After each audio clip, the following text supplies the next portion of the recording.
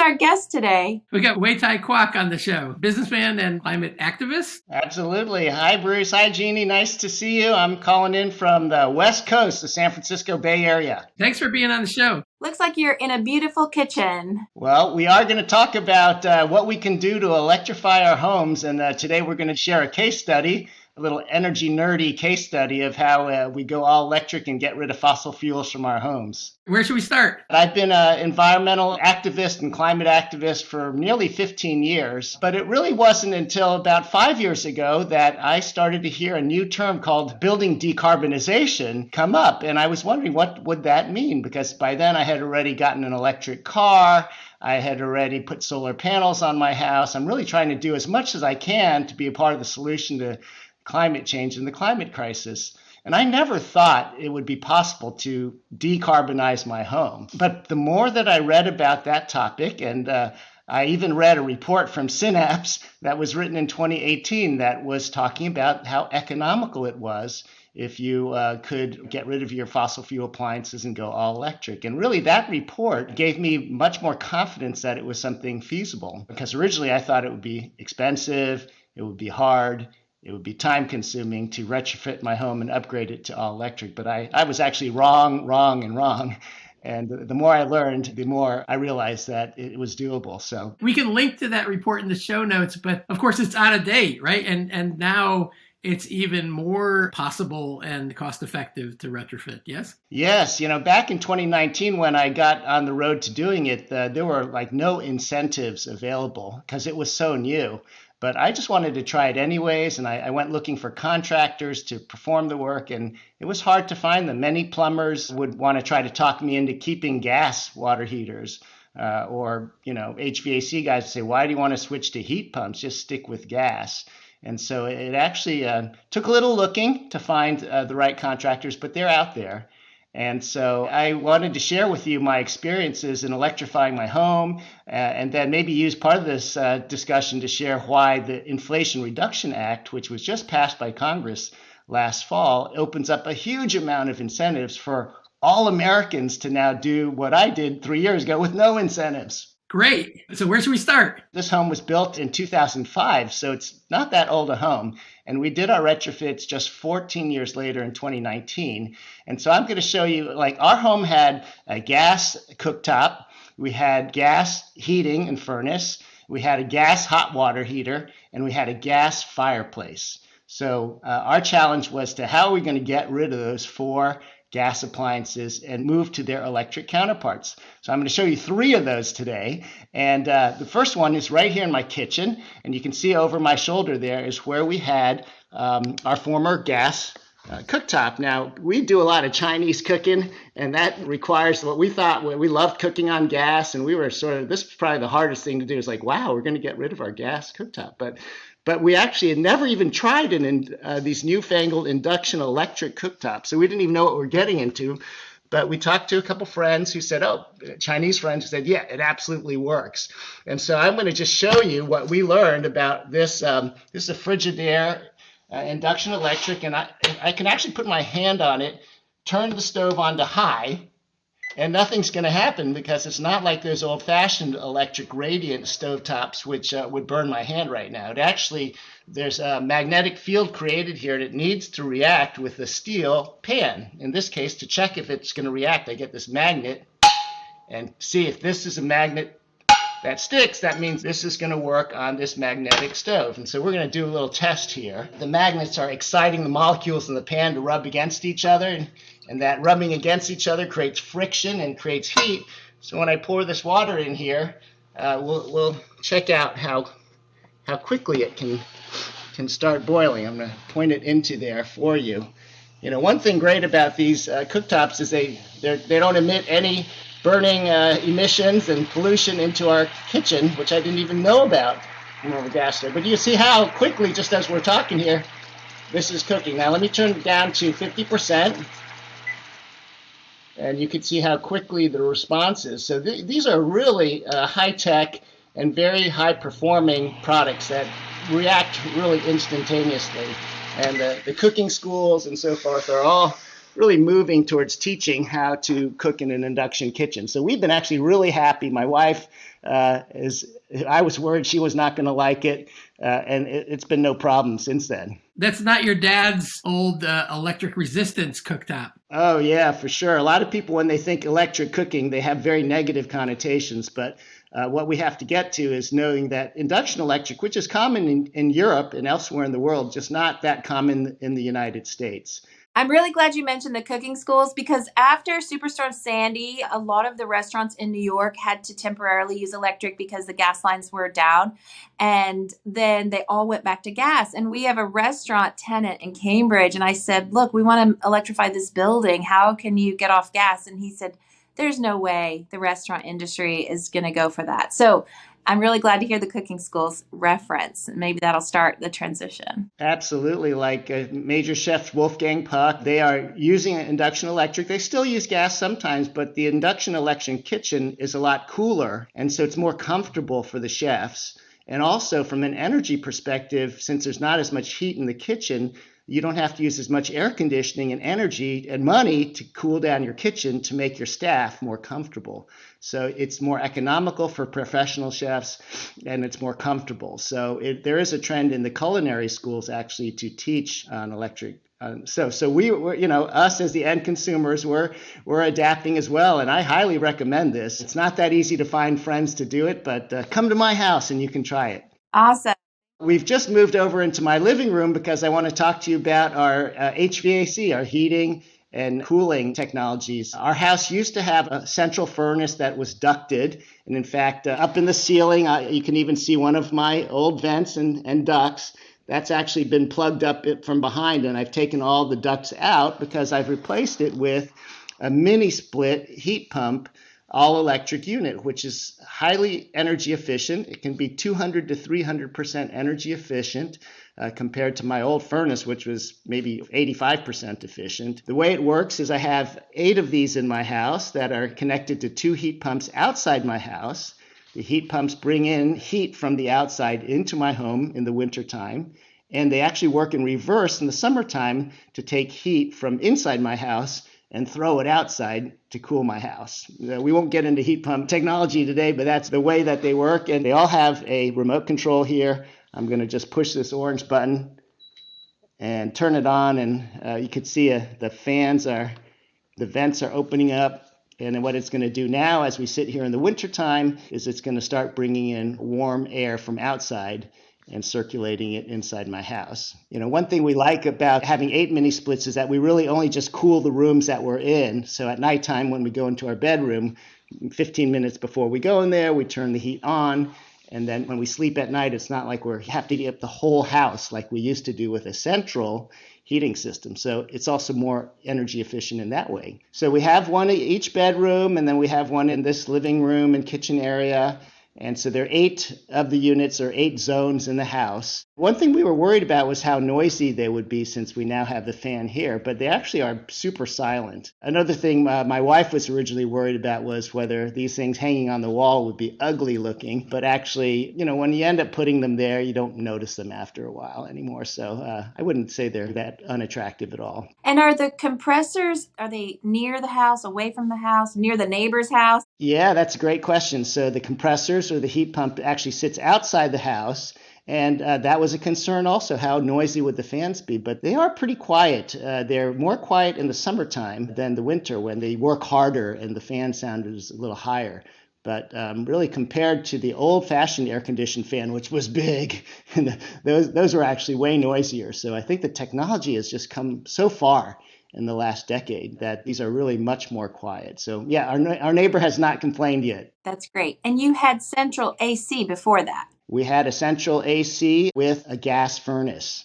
We actually had 2. We're a split level home with an upstairs and downstairs. So we had a unit for the upstairs and a unit for the downstairs, but we removed all that. A lot of people ask me, hey, Wei-Tai, do we have to put these mini splits in, or can't we just use our existing duct system and replace the central furnace? And the answer is yes. You can actually put heat pumps to replace your central gas furnace and HVAC system. It's just that happened that in my house, the ducting system was very inefficiently and poorly installed. And so the cold air from the air conditioner would lose a lot of its coldness as it traveled through the hot attic and coming into my house. So even as a brand new house, we never really got cool enough. So when the mini split is inside your building envelope, it's very efficient because it takes the air from inside and heats it or cools it right there. It's not going through a duct system and losing energy on the way to its target room, right? So in my case, for my house, we went the mini split route. But many homeowners who want to upgrade their existing ducted system could potentially stick with that. That's so great. I'm curious about your bills because in the East Coast, a lot of people don't have AC to begin with, and then they put in heat pumps and they're way more comfortable in the summer because they've been living with just fans. But their overall energy bills do go up. But I'm curious, between you used to have a gas bill and electric bill. So has the total gone down or stayed about the same? Well, that's a great question. And the answer is that after we lived in our all-electric home for 12 months, a year, I dug out 5 years of our electricity and gas bills and compared the 4 years before with gas and electric versus the 1 year that we had been all electric. And it turns out that the cost stayed the same or went down slightly. And so running an all-electric house was a little bit less expensive for us than having gas and electric, which was what the Synapse Energy Report was hypothesizing for California, my climate zone. And so I was very pleased to see that the research bore out in real life. But I should also say that we did, like you mentioned, use our air conditioning and heating more, and we feel more comfortable now, less guilty, because as I said, when we're in a room, it's too hot, we just turn it on for that room. So I think we're getting those energy efficiency gains and more comfort in the different seasons. So that's been a real win for us.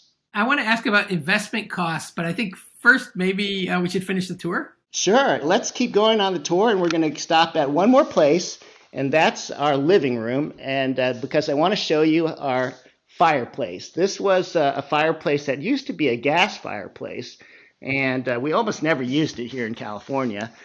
Because it doesn't really get that cold. And so I retrofitted it myself, took out the gas log set and put in an electric log set. And with this remote control, I'm going to turn it on for you. You can see that it actually is LED lighting on the front side. And there's a projected image of flames on the back side there.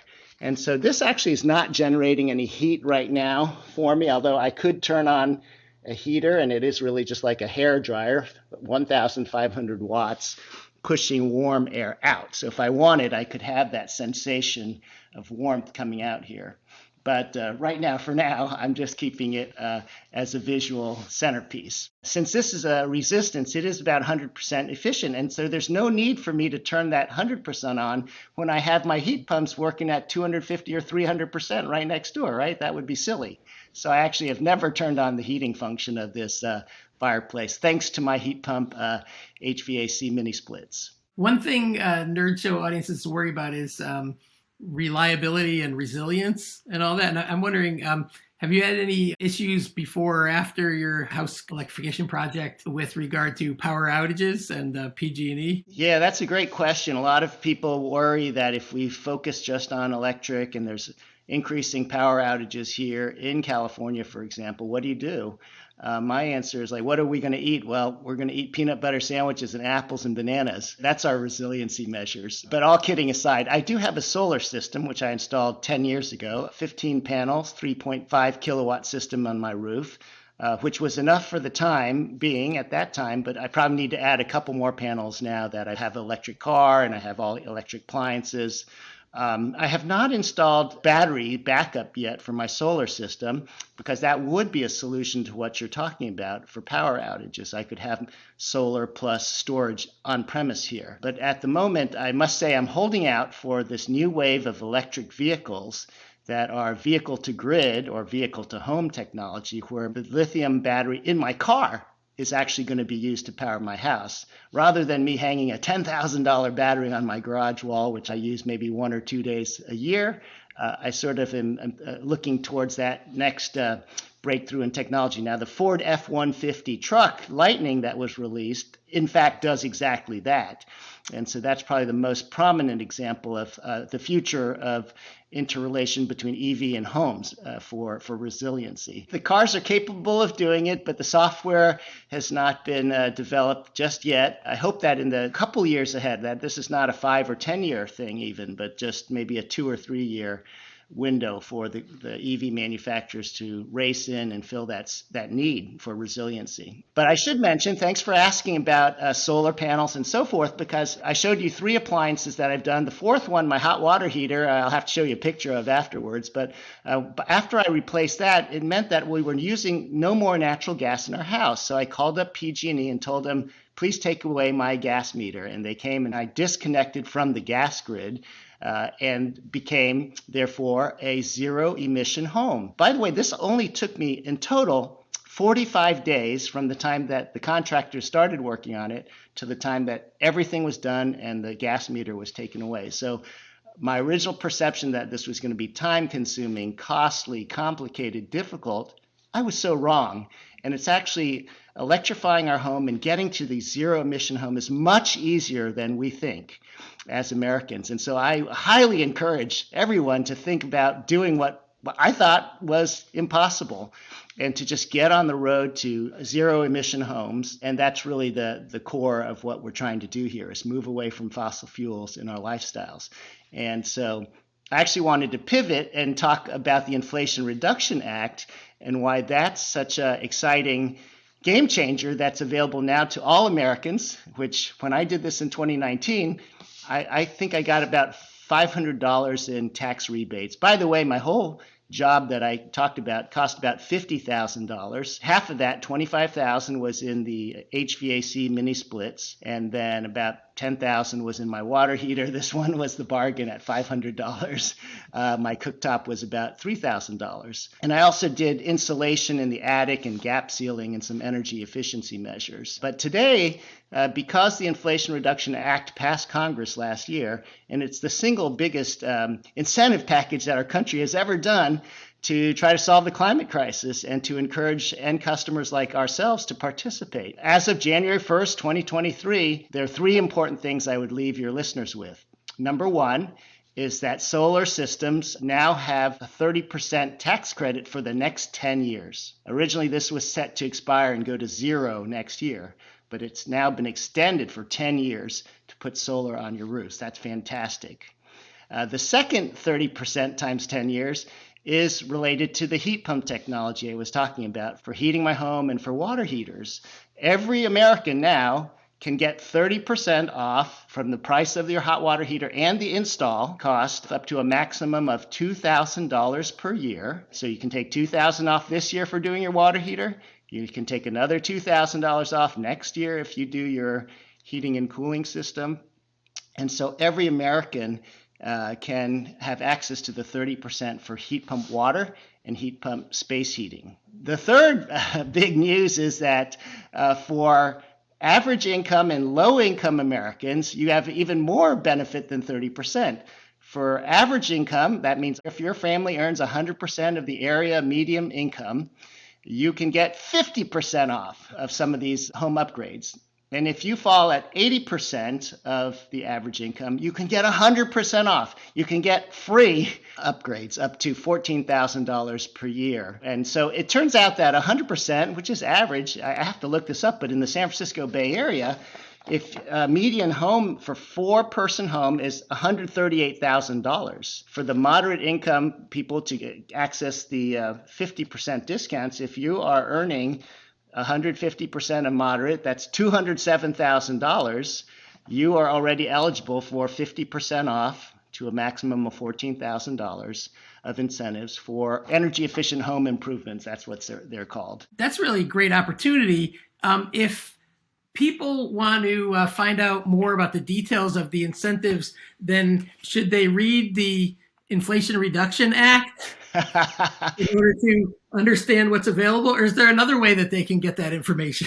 Well, that's a great question, Bruce. That act came out, and it comes down to the details that need to be published by the Treasury Department, and they're working very, very hard to get into the details. So there's so much to unpack that we are closely watching how this is going to be done. And in fact, that last segment of 50 to 100% rebates are going to be implemented by each state. So the state of California has to come up with methods to do what's called a point of sale reduction. That means if I go to Home Depot or Lowe's and want to buy the water heater, I should be able to get my 50 or 100% discount right on the spot. It's not structured as a tax incentive, which I deduct later from my taxes. And that's sort of complicated to figure out for all 50 states. So it's not actually expected that that program will be up and running in all states by the end of the year. It may take a year to access that. Our friends at Rewiring America have a tool to help people figure out, you type in your zip code and your income, and then it does some of the calculations that you were referring to. Oh, I'm a big fan of the Rewiring America work and their website. They're really trying to make it a lot easier for us to learn about and then access and get these projects done. So I highly recommend going to that website. And I know you're going to post the link, and I can also contribute some links of where people can go to get the latest. I do think and hope that the installation channels, the plumbers and the HVAC installers of the world, that they're going to ramp up on this complicated stuff. And of course, your tax planners will also be ramping up as well. But I think the big message here is that for the next 10 years, that Americans should look into this because it's very meaningful dollars. It's thousands or tens of thousands of dollars of incentives, which I did not get, but which are now available for technology that was, as I told you, was cost effective anyways. And when I deployed it, it cost me less than when I had a mixed fuel. So it's even easier, even better, it's even juicier to look into this, call your installers and check it out. It's very encouraging. And so I'm ever more hopeful that this difficult problem called the climate crisis is something that we as average everyday people, everybody can do something. Every homeowner can get out there and be part of the solution. The technology's there. Yes, it is. And really thanks to Synapse for doing so much of the early work back then. You were really innovators and pioneers to really look into the cost. I mean, that's what drives homeowners. Many people are not going to pay more for technologies, but if they knew that it actually costs less, pay a little more, but save more money over time, and analyze what geographies that works in and so forth. You've done a great service. Thank you so much. I mean, to be honest, that report was really written more for policymakers and regulators and so on. We didn't really expect regular people to be reading that report. It's great, and so thank you so much, and thanks for this what you've done, and thanks for being on the show to talk about it, and thanks a lot for making Shelley Kwok, who's absolutely amazing. My daughter loves working at Synapse. I'm so glad she's there learning all this energy nerdy stuff that I could barely understand what she's talking about. Well, thank you so much. It's good to finally meet you. Absolutely. It's so fun to talk about these things. And I look forward to being on a future show and we can talk about other topics. That would be awesome. Thanks, Wei-Tai. Bye-bye.